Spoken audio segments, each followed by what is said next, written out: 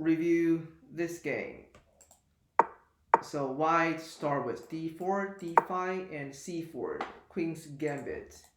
So e6, that's one of the way to support d5, or we can also play like c6. So this is slav defense. This is something what I would recommend because it doesn't block the light square bishop.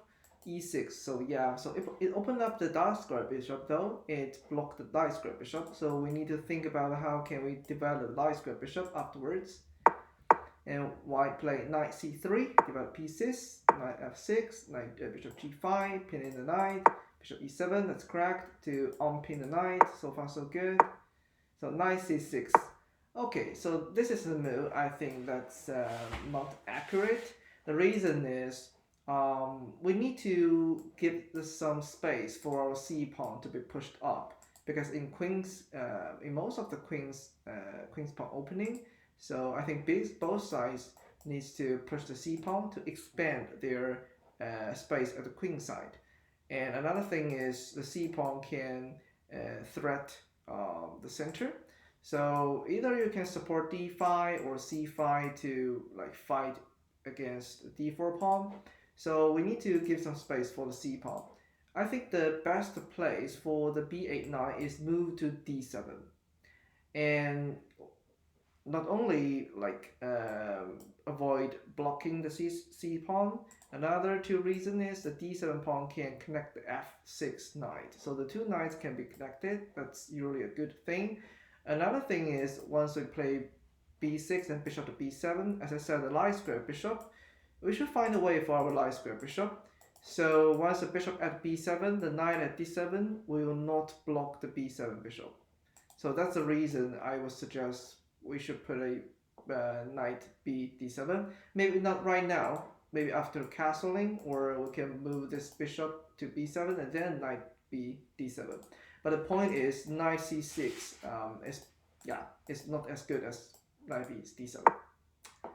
Cool, e3, yes, support d4 and open up the diagonal for light square bishop and pawn exchange. Well, I would recommend castle because the pawn exchange, this exchange only help white develop light square bishop, and we trade our center pawn with c pawn. That's if I don't have a strong reason, I wouldn't do that. So yeah, I think white is slightly better. Castle h6, bishop h4, bishop d6. So black want to attack h2. Well, yeah, I mean, if the knight at d7, we could just push c5 to attack the center.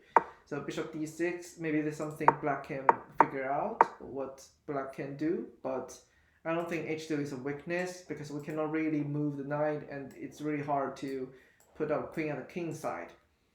So yeah, so if I play as black, I will play knight d5 to offering piece change.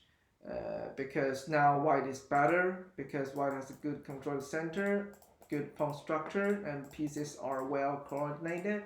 So trading pieces could be a good strategy to simplify the game and minimize advantage of opponents. So queen e2, that's good. Connect the two rooks, and later on we can push the e4 pawn.